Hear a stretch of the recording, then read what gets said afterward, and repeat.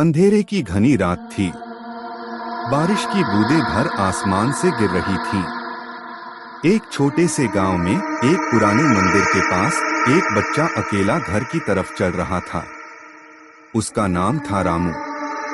रामू के घर के पास एक अजीब पेड़ था जिसे सभी लोग डर से दूर रहते थे। वह पेड़ बारिश के मौसम में भी गहरे हालातों में भी कभी नहीं मरता था। उसके पास जाने से लोग डरते थे क्योंकि कहानी ये थी कि पेड़ के पास रहने वाले लोग गायब हो जाते थे। रामू के मन में उत्साह था। वह उस पेड़ के पास जाने का निश्चय कर लिया। बारिश की बूंदें उसके चेहरे पर गिर रही थीं, लेकिन उसने हिम्मत नहीं हारी। धीरे धीरे वह पेड़ के पास पहुंच गया। एक दरवाजे के पास रामू ने रुककर देखा। दरवाजे के पास एक बड़ा हाथी था। वह बड़ी ही विचलितता से उसे देख रहा था। रामू का दिल धड़कने लगा, लेकिन उसने अपना हिम्मत नहीं खोया।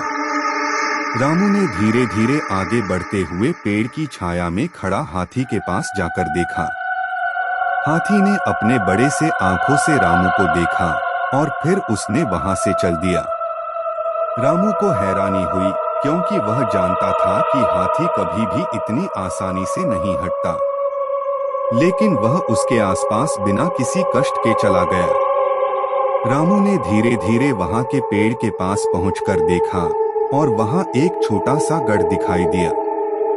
उसने अंदर देखा और वहां एक बड़ा स्वर्गीय आभूषण पड़ा हुआ था। रामू ने वहां अपने हाथों से आभूषण को छूने का प्रयास किया और फिर उसने उसे उठाया।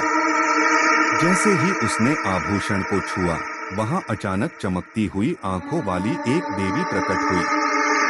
देवी ने रामू को धन्यवाद दिया क्योंकि उसने उसके आभूषण को पुनः लाभ कराया। और उसने रामू को एक वरदान दिया कि वह कभी भी डरने के बजाय हिम्मत का साहस बनाए रखे। रामू ने वरदान का धन्यवाद किया